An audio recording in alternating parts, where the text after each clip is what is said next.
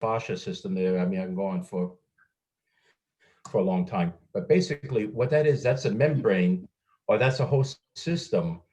That's basically it's just under the skin. It covers all your muscles and it holds everything together. But then not only does it cover your muscles, but then it also covers and encases all of your different organs in your abdomen, your heart, and such, even your veins. And and basically it's really just it's cellulite, and then you have that little area under the skin and between the muscle there. And then there are sometimes, especially if you get you get a strike or some trauma there, what happens is that maybe fluids go there in order to help pad or protect.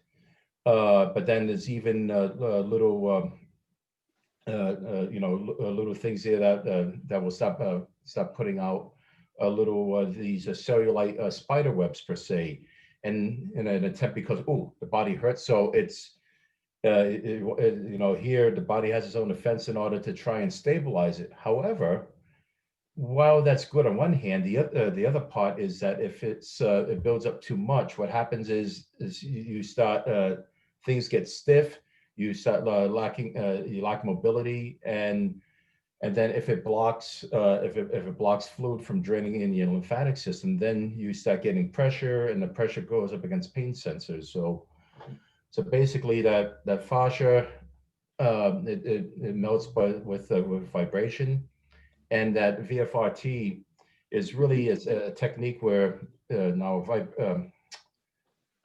a weighted tuning fork has the little, actually let's put it on the larger one. A weighted tuning fork doesn't have has little to no audible sound, but when you activate it or strike it, you can see how the ends Right.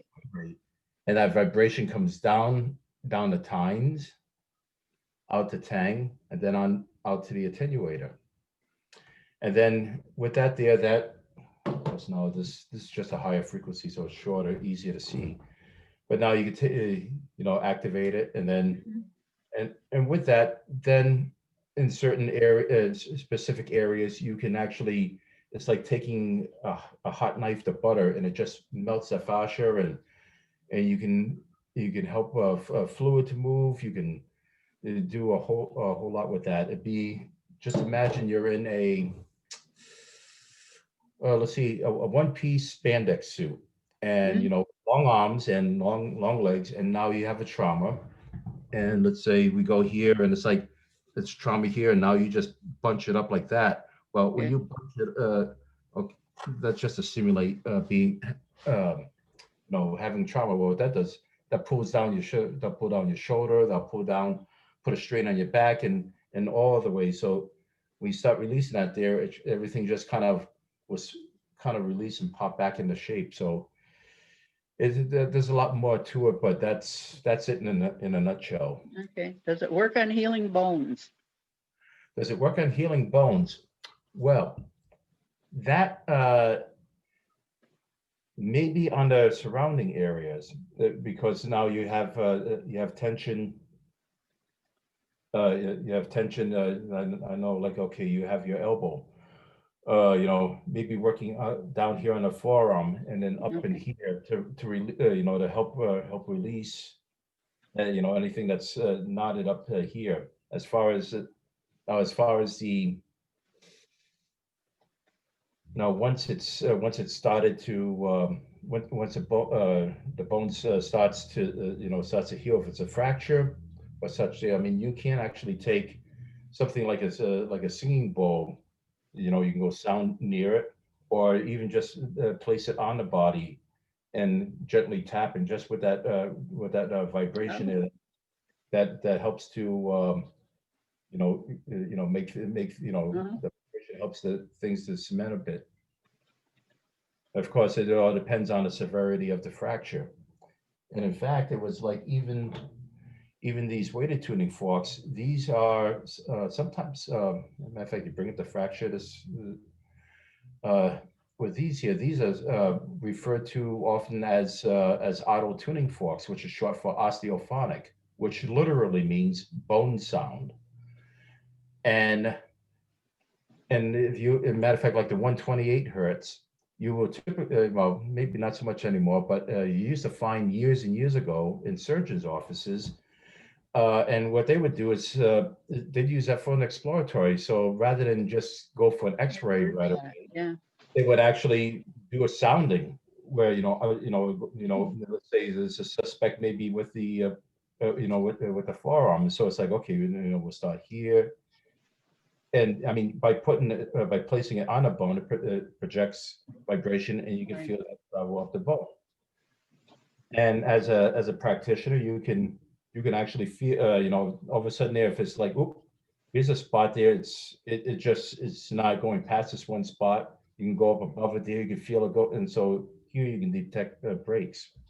No kidding. Oh yeah. Oh, yeah. I had heard that they were in doctor's offices at one time, but I didn't really realize what.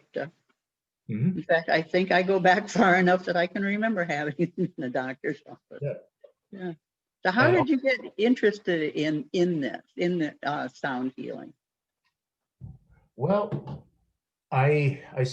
first, as far as healing went, I was introduced to Reiki, which oftentimes I refer to as the gateway modality.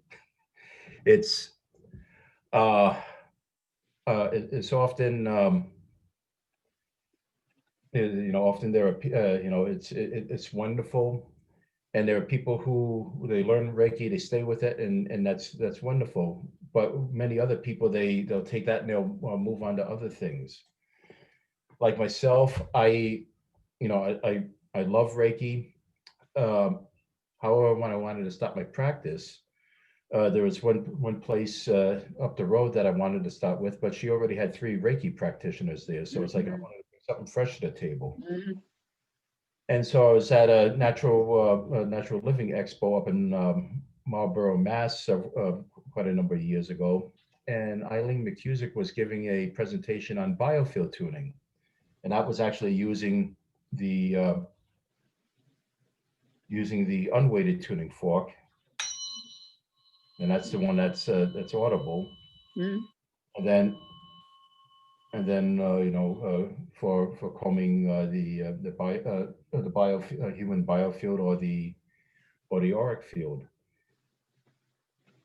Actually, it was my wife that initially saw the presentation. And I said, "Hey," I said, "if you wanna go for it, I'll subsidize the tuition." She says, "Nah, you're the people person. You go for it." So it's like, okay. And I tell you, and I took to it like a duck to water. It's like, okay, we were taught about using the weighted tuning forks, excuse me, the unweighted, and it also had a set of it came with a set of weighted tuning forks. And with that, with biofield tuning, we really didn't get much into this, but it's like I wound up just experimenting, and so my healing guides taught me quite a bit just by I get together with a couple other fledgling practitioners. We practice. We was each other's guinea pigs, and so we practice. That's interesting. Yeah. It's amazing how if you're interested in something, something will come along to get you to where you're supposed to be. Yeah, I know. So you have your practice in Jewett City. Yes. And now, and I know you have things, I've seen your different things on Facebook. The last Mhm. thing I saw on Facebook was something with swings or hammocks. Oh yes. Yeah. Now, What's as that far all as about? okay, with that there, that was interesting development. That of course, I also work with singing bowls. Again, anything sound related, I love. In fact, I have a minor setup of some bowls on Yeah, my massage table here right behind me. So we'll get to this. We'll get to the sound. we'll We'll get to get to that, the but bowls. Yeah, yeah. but with that there, as far as okay, that was I also do group sound healing meditations. Uh, for I'd say maybe the last good year and a half, almost 2 years, I was doing that there. I'd actually run a yoga studio, and I would like every fourth Friday of the month up in Putnam. I would, people would come, they lay out the yoga mats, and for 90 minutes, I do a whole sound healing meditation. Um, Now that was fine up until COVID hit, and what happened. So what happened there? I mean, a lot of people did what they had to. I felt there was a need, a yearnings, and that's where I did something I thought I'd never do, and that's I started my own YouTube channel where I've recorded right here in my studio. I've recorded some sound meditations and put them out there because I know people, Oh, that's great. because people, felt there was a need for that. But now, as things are beginning to open up there, especially with the, with the phase two, and now we're on 2.1. There's been a couple of places, and actually these were aerial yoga places where they have like the silks and the hammocks and the rings and poles and such, and they approached me as far as actually doing a sound healing meditation, but instead of people laying on the floor, where they'd actually be inside these silk hammocks that hang from the ceiling. And I tell you that worked out very wonderfully. I mean, and it started becoming quite popular. Um, it started in August, did it again in did it at the end of September. And matter of fact, we sold out so quickly there. I didn't want to do an encore. But basically, people are hanging in these hammocks, and they're just like for one, just being suspended like that is nice. There's no pressure on Mhm. your backside, and it's almost like being caught up in a womb. Yeah. And then with that there, I mean, I can, I mean, I've usually I negotiate the room anyways during the sound meditation where I kind of bring the sound to them instead of just being in the front all the time. And but it's nice there with people off of the deck. I don't have to watch out for water bottles or glasses or or Yeah. legs on. So,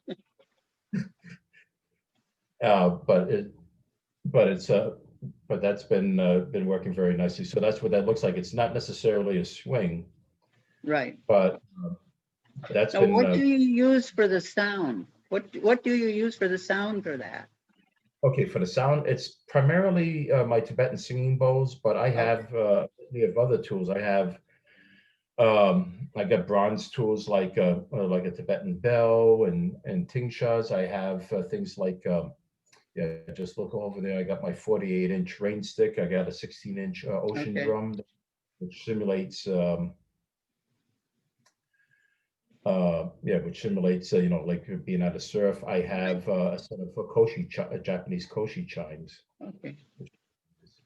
Now, do you walk around carrying these Oh yeah, instruments? yeah. I would start off at the table, Mhm. and I would play for a period of time.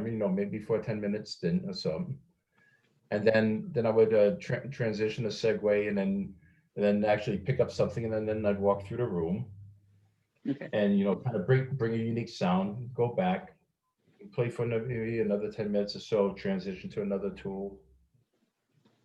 Now, is There's all you? Oh, I'm sorry. oh, okay, and I was gonna say that was kind of a I kind of grew from when I was doing it on the ground. I mean, I still go walk around, but I would even actually before I would start, I'd have actually a clipboard, and I'd ask each person. It's like, okay, do you have anything physical, emotional, or mental that you like to have addressed as far as healing? And and it could be anywhere from, oh, my shoulder aches, my back aches, my root chakra feels kind of wonky, or I'm feeling fearful or whatever. And it's like, okay. And what I do is what I say at halftime. Actually, I have a pedestal bowl that I can hold, and actually, I go up to each and every person, and I have the clipboard with Okay. me. Actually, I would actually do a quick 1 minute healing on the person, and go to the next and go to the next. Now, the thing is, by using a pedestal bowl, um, I'm still producing sound, so it's not like everybody else is sitting in silence. I mean, I can go and do Reiki on each one, and that's wonderful. However, if you're just waiting your turn, it's kind of like Right. unity. Yeah. Yeah. Yeah. Yeah. That's interesting. Now, do you just do groups or do you do individual? Oh, I do both. I mean, like right here in my studio, it's you can see it says 13 by 13, and I see individuals. I mean, I do have enough room where I do couple sessions, especially around Mm, Valentine's Day. Where really? yeah, I'll have two tables set up. So whether it may be so this way it's you know I've done like husband and wife. I've done people with significant others. I've done like mother and kids. And basically, I would actually I'd have it set up there so it'd be like a give them a sound bath. But in here, it's like I see individuals and I do whatever. Basically, I do whatever they need when they. Even though I have a list of different modalities that I can do, actually that you read off. It's not to say that, oh, okay, you pick this one and that's what I'm going to stay with. It's like, have somebody that's like, here, talk to me. Tell me what is bothering you, Yeah. whether it's physical, whether it's emotional, or whatever. And then while I'm doing that there, I'm getting downloads. It's like, okay, so while they're talking, I'm formulating a plan of action.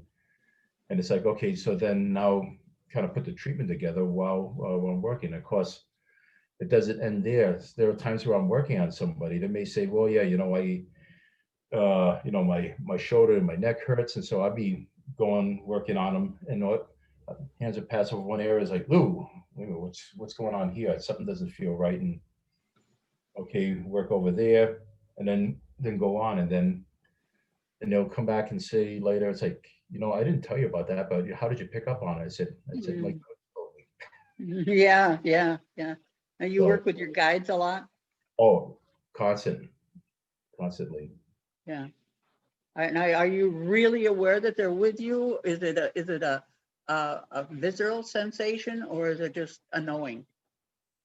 Both. Yeah. Okay. I was going to say I get myself being the clairsentient. I mean, I get the visceral sensation. And matter of fact, even before I start, I even I call them in and invite them.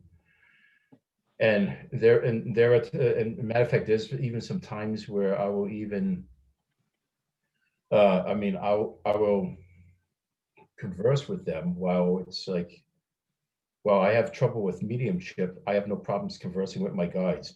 Yeah. Oh, yeah. Yeah. I and understand that. Yeah. and because I mean, like there was, like I'll tell you, the one something that was very significant, and this was just something that happened recently. I had a client in here where she made mention that, and I would just keep it as generic as possible. Basically, she had an issue in the abdomen area, and so there was like, well, I put my hand over, and it's like, okay, guys, it's like, do I proceed or do I let this go? Because I was apprehensive, Yeah. and I got loud and clear, do it. So it's like, okay, show me where to go. And so while I was basically I was doing VFRT as far as releasing the fascia, and it was amazing where, oh, I got to do it up here because you can't Mhm. see.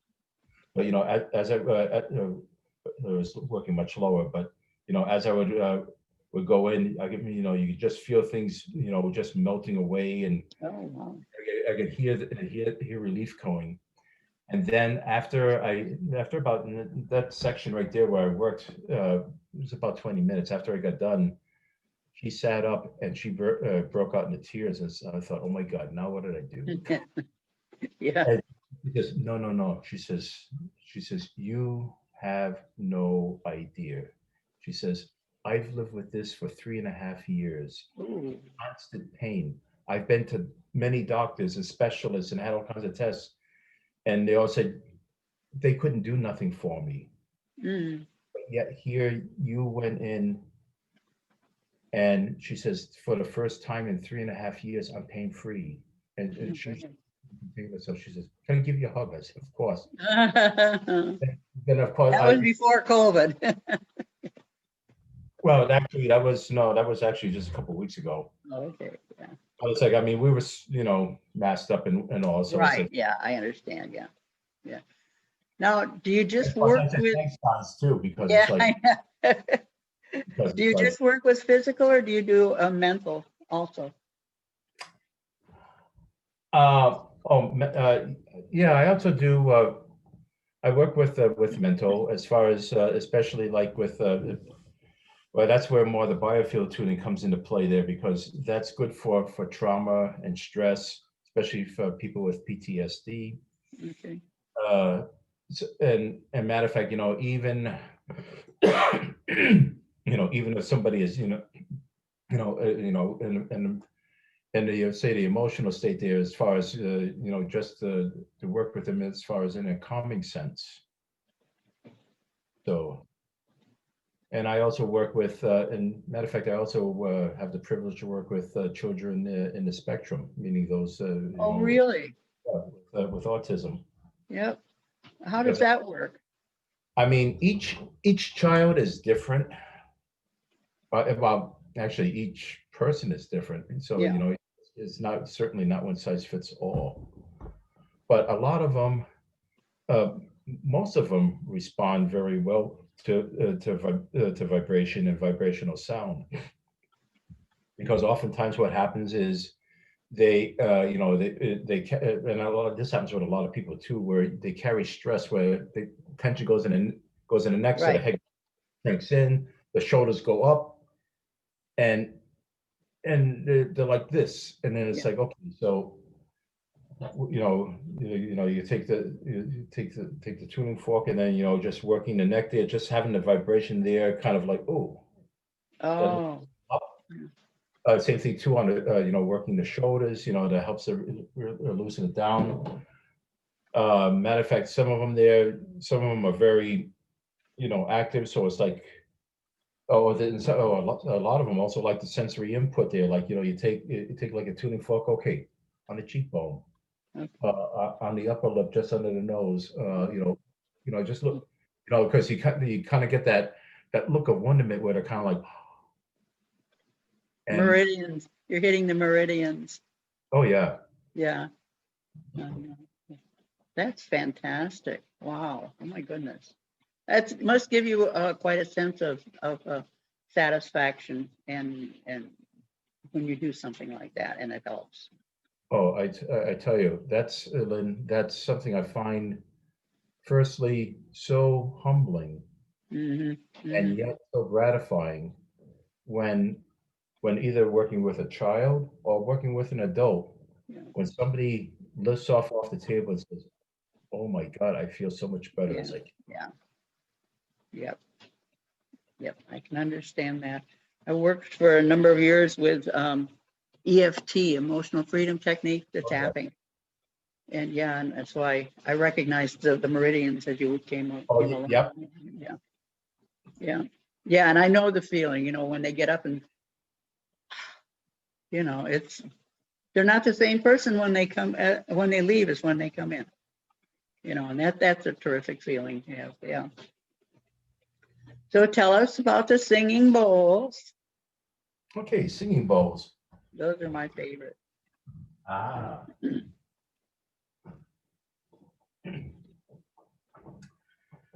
all right, singing bowls. Actually, I got, again, this is my massage table that I work on everybody, and I just have a few bowls just set up here. Typically, this would be kind of like simulating a setup when I would do a group session. When I do a group session, I'll have like maybe 13 bowls or whatever. But I was going to say myself, I currently own 34 different singing bowls. I have this whole cabinet right here. And matter of fact, each one has a purpose. There are some that I use in body work. There are some that I use and the group sound meditations. There are others that I use for sound baths. You know, I have to, because I got them labeled and such that, okay, here's the way they go. And as you know, you put together, you know, as far as forming chords and such. So like for instance,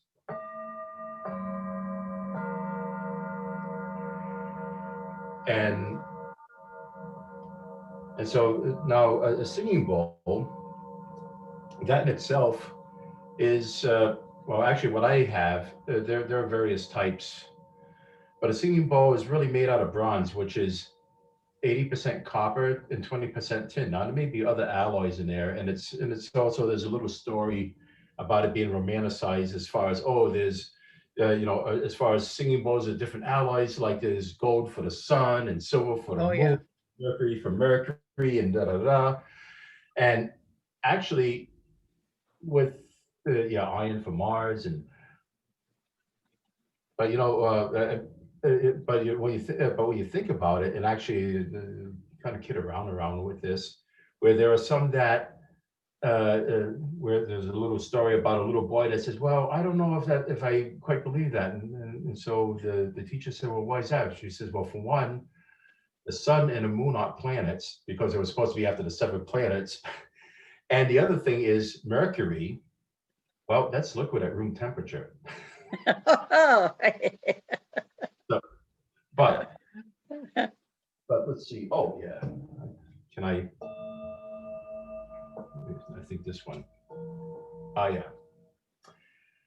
Well, and so what happens is, you know, the way these bows are the antique or the hammered bows, where they take the big you know, do the bronze, and when it's red hot, they'll just start. oh, yeah. And the beauty about that is that that it imbues a complex sound, because it's not just a singular tone. There's undertones, there's overtones. Matter of fact, I love when I work with kids. You know, where I mentioned, okay, a lot of them. You know, as far as the Tibetan singing bowls, actually, most of them, especially today, are made in Nepal or in that area, India. But when I'm working with kids, I'll say, you know, it's commonly known or believed that Tibetan singing bowls are made by Tibetan monks in the Himalayas. But I said, did you know that there are some that are made by aliens? No. I said, yeah. I said, and I said, if you happen to know the secret code, you can unlock the alien sound. Do you want me to do that? Yeah. So I mean, you know, that's just a really capture. Yeah. So I said, okay. You know, I said, now for dramatic effect, I said, okay, now I got to prepare.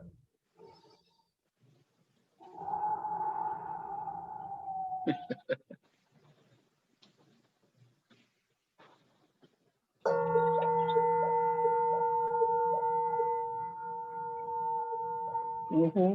For that. Oh my gosh. Now, some people say, oh, wait, you're making noise into that bowl. I said, no, I'm not.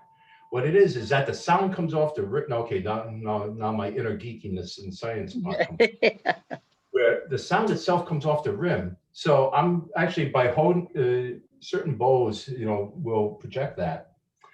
And I'm just using my mouth like a resonance chamber, kind of like, you know, like, I mean, who hasn't, growing up as a kid, taken a paper towel tube and use it like a trumpet or whatever? Right.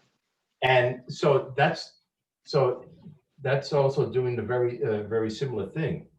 Now, here's what's kind of unique about, and I can demonstrate better on the larger bowl. This here is my largest bowl. It's a 12-inch Jambati bowl. Very nicely named Big Bertha. Yeah. Now, Yeah. what I love about it is it has a wonderful undertone. Mm-hmm. I don't know if that's coming through the hum. But then you get overtones with. Oh. Yeah. You can kind of hear both. Now the thing is that you can strike it, but you notice how I'm holding it on a bottom. Yep. Well, with a singing bowl, the sound comes off the rim. Uh-huh. Now, if you hold it by the rim, which I'm doing right here, Right. nothing. Nothing is there. Yeah. Yeah. Yeah. So that's how you can stop it. Hmm. So, and that's why I'm able to like take a large bowl like this, put it up against, well, I do it with people laying down. This way, you don't have to this way you work with gravity instead of fighting it. But you put it up against the body, you can strike it with flourish, and Ooh. it's still, but that vibration just permeates, the body part you're putting it on.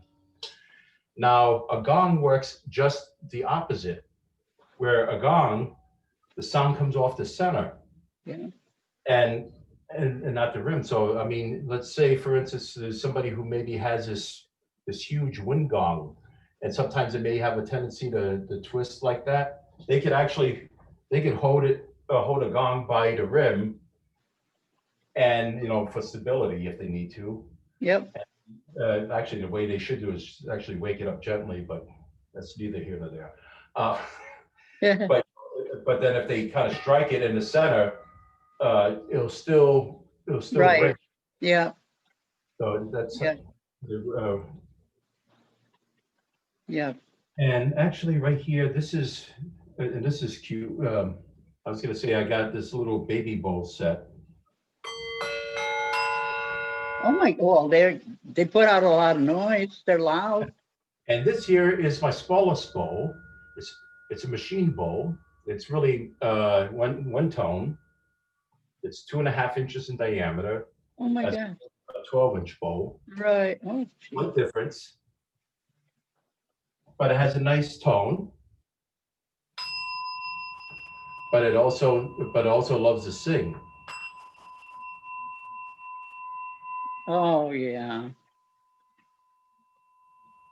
Yeah.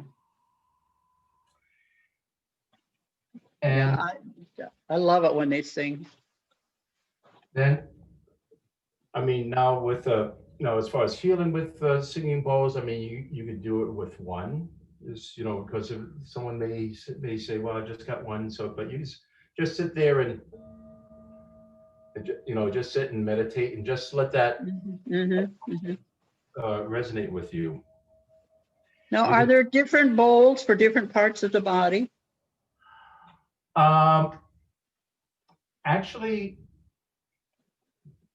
I wouldn't necessarily say for different parts of the body. For the most part, I'll use this 12-inch bowl, but I do have certain purposes, like especially like if I'm working up closer to the Yeah. shoulder, out there, you Yeah. take something like this, Yeah.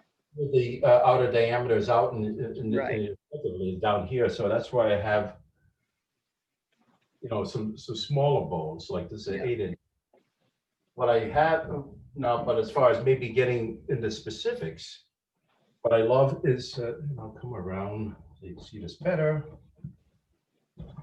is this pedestal bowl. Oh And what yeah. that has a rim raised on the bottom so you can grab it. Right. Oh wow. Yeah. So That's fantastic. what's great about this is you can take, Oh.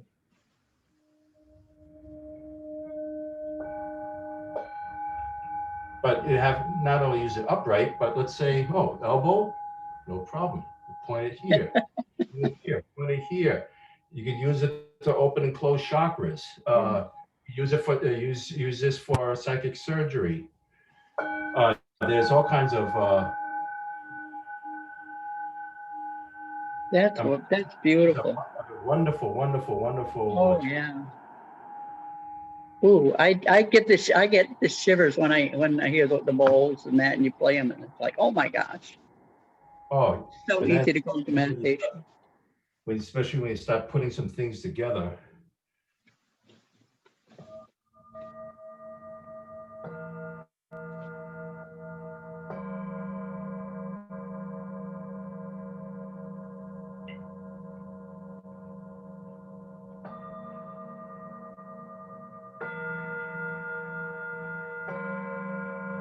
Mm.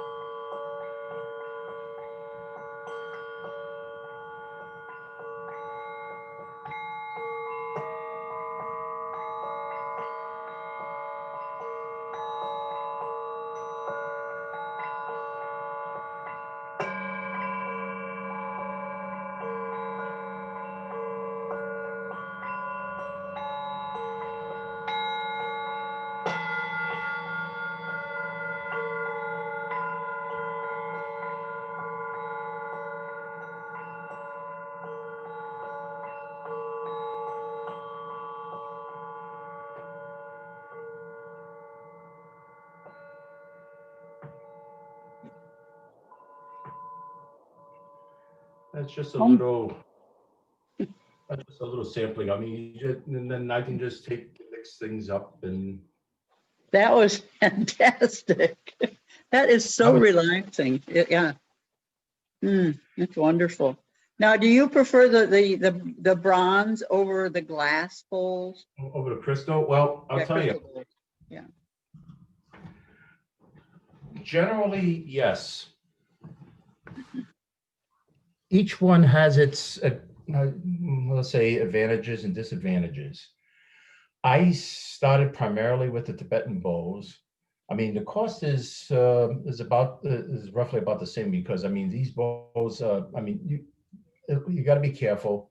Someone could say, "Oh yeah, you know, I got this bowl," unless you happen to find it maybe at a flea market. Nobody knows what it really. Right. Yeah.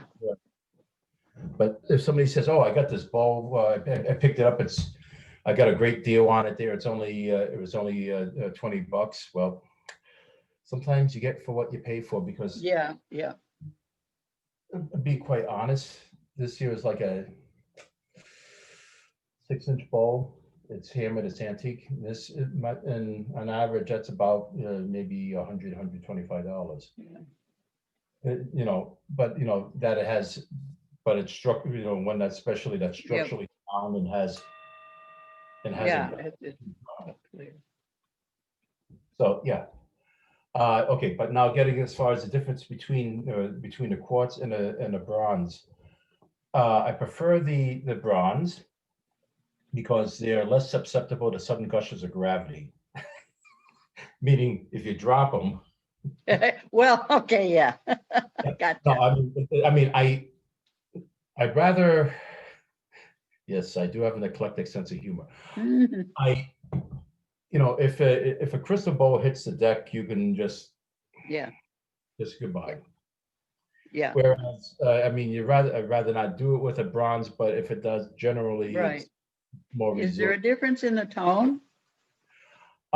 Okay, now as far as tonal qualities, uh, here's the difference. Now, a crystal ball is monotone. There's only a single tone. Oh. Now, the beauty about that is, especially if you're doing a group meditation and such, if you get a crystal ball singing, Hmm. it will sing for, the sustain will last a long time. So, you get it going, it'll just keep going. So you got plenty of time. Yeah. Here, the sustain on a bronze bowl isn't as long. Oh. So, I mean, I can strike it, you can strike it and it's going, but the thing is that it will, you can hear it, so, start, Right. diminish, it's starting to diminish. Whereas a quartz, a crystal or quartz bowl will still keep going, especially the larger ones. Uh, the other thing though is that whereas especially with the hammered bows, now here you can get the complex, you can get the complex sounds, the undertones, the overtones. Okay. So like undertones. Is that coming through all right, that sound? Yep. Okay, and then now,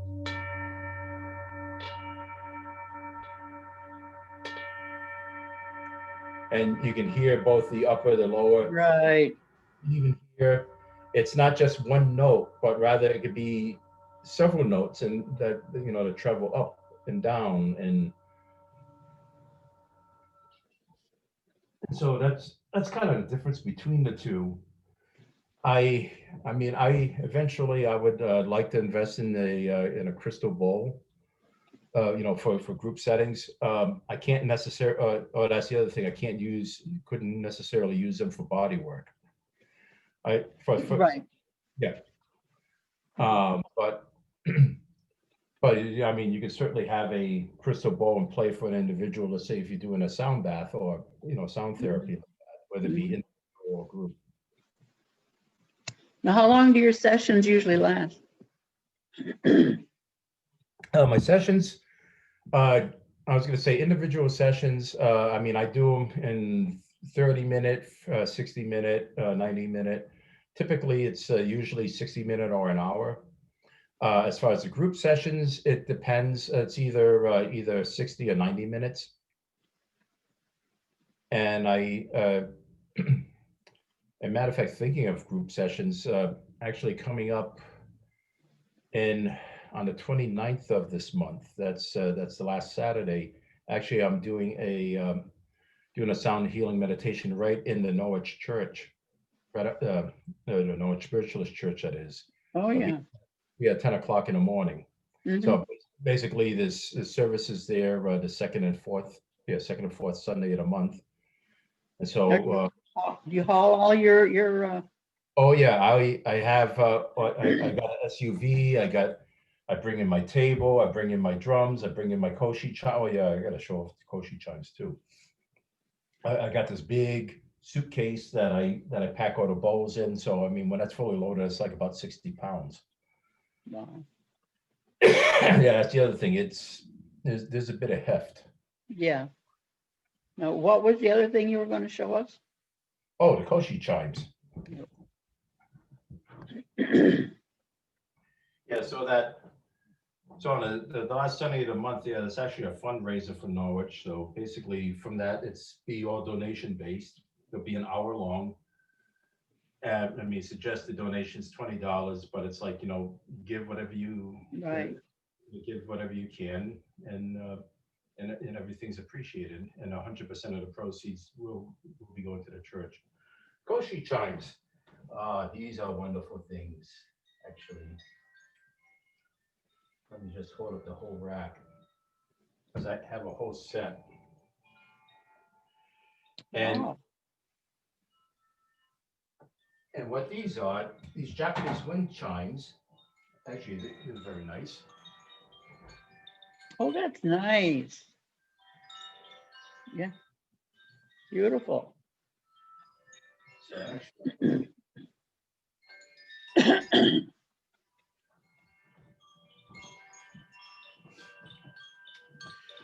so Isn't these that are pretty? rather unique where these Japanese wind chimes, this is actually the wood is bamboo.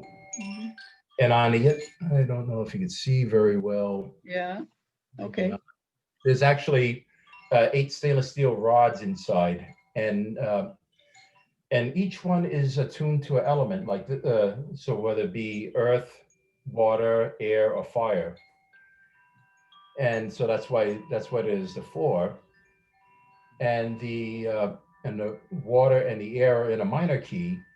So typically, I'll use those in order to maybe when I start a group session, go walk around and let the sound. And being that it's in a minor key, it's a little bit more calming, more sedate, and Right. such.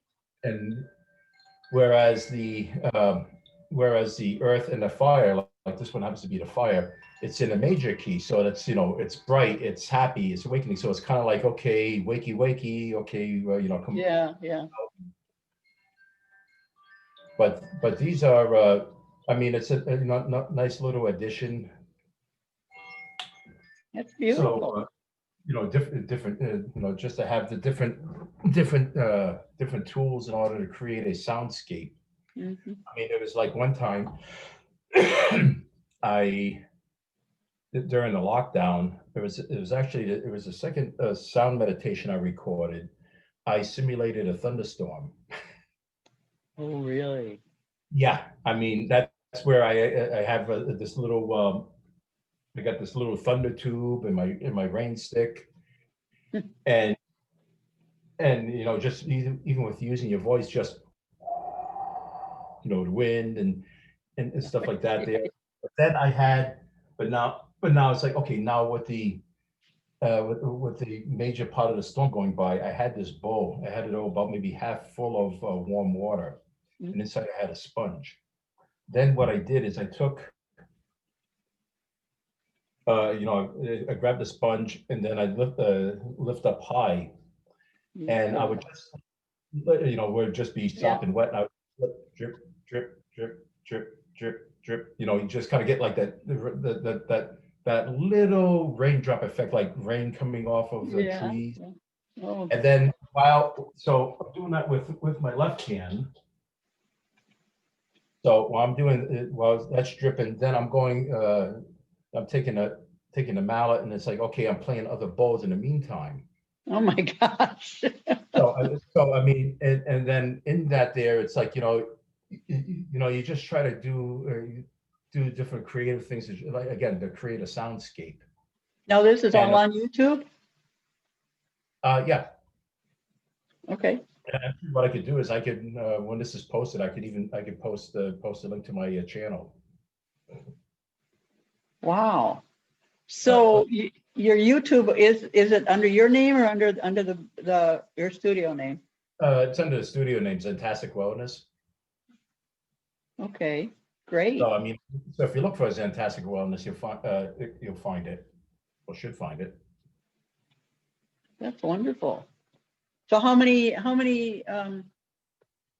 things do you have on YouTube? How many Well, recordings?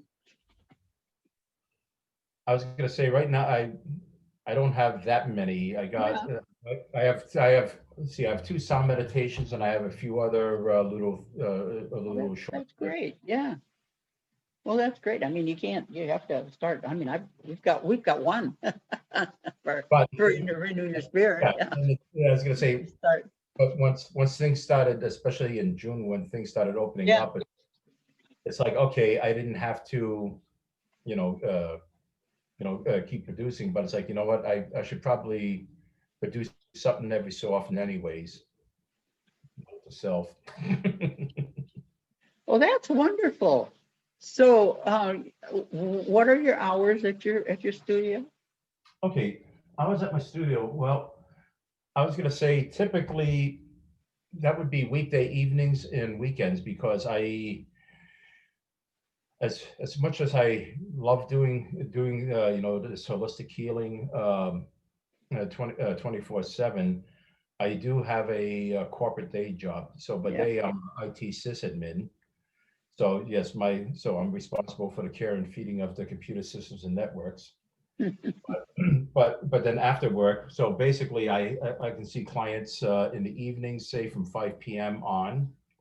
I live only 2 miles away from my studio, so it's like it's very easy for me to get here. I mean, I've seen people as early as 7 a.m. and as late as 9 p.m.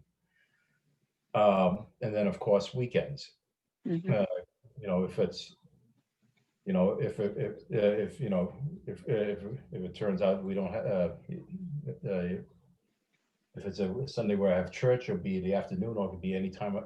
Well, basically, just call me and we'll Right. Yep. Yep. Okay. Now you have do you have a web page? Yep. Webpage, very simple. It's zentasticwellness.com. Okay. And you have a And Facebook page? on Facebook, yep. So look up Zentastic Wellness. So And there's no excuse not to find you if somebody wants to find you. true. And matter of fact, even if that, or even from this, if you on Facebook, you look up my name, there's a reference to my Yeah. my Yeah. practice. Good. Good. Good. Good. Okay. Okay. That's great. You know what I want to see is I want to see that drum. Oh, oh, this drum back here. Well, you were talking about a drum earlier, and I Oh, love oh, drums. well, there. Actually, I got 2 drums.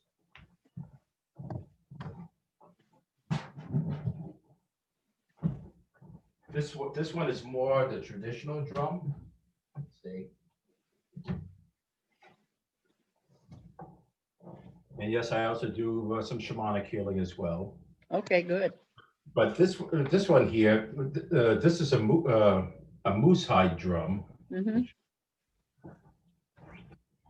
And actually, this is the style is a Cherokee healing drum, where instead of having the normal cross, Hmm. you have like this hide patch right Oh here. yeah, yeah. And Yeah. at first I thought, when I saw that, because I saw another practitioner with it, it's like, man, doesn't that diminish the sound? She said, no. She says, what happened is that it Yeah, that it it opens it up. reverberates, and then when it comes out, it's a lot more Yeah, powerful. yeah.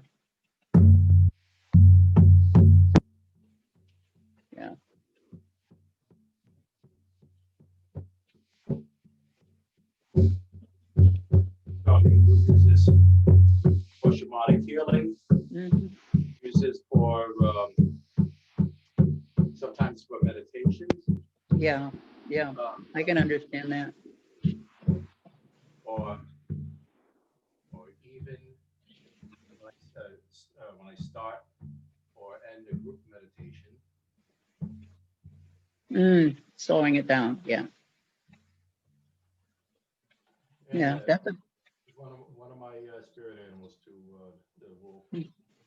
that's a beautiful drum. Thank you. Now, this is what. So this one, Okay. this is not what you think it is. Be honest. This one's going to be tough to show, but we got all kinds of reflections here. Yeah, yeah. But Okay. I don't know. You Yeah. see the beads on the bottom? Yeah. Oh, okay. Yeah. So with this, Yeah.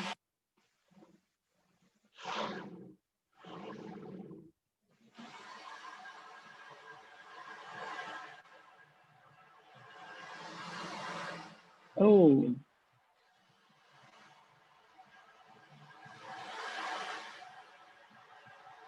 Oh my God. so There's your water. Yeah. so I mean, I can just keep going. Yeah, but basically that would simulate being at the ocean, at the beach, in the surf. Yeah.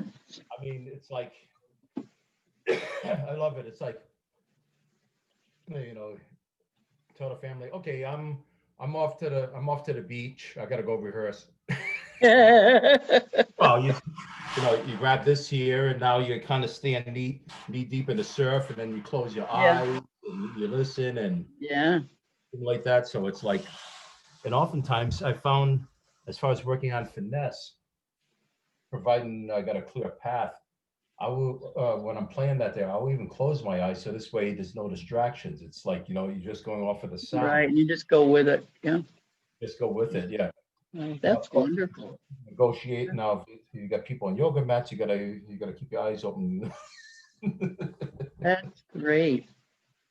This has been wonderful. Thank you so much, Fred. I'd like to have you come back and do a little bit more and get more into it sometime. Oh, absolutely. Yeah, this is just a sampling. Yeah, oh, I know. I know. There's so much more to it, Nat. I would love to get more into it, Nat. So, but I do thank you so much. And you're all over Facebook. You've got a web page. You've got YouTube. There's no excuse for anybody if they want to find you that they can find you. So thank you very much. I really appreciate it. Thank you. And we'll see you soon, I hope. I will be contacting you for set up another date. Absolutely. Absolutely. Okay, great. Thank you, Fred. God bless everyone. God bless you.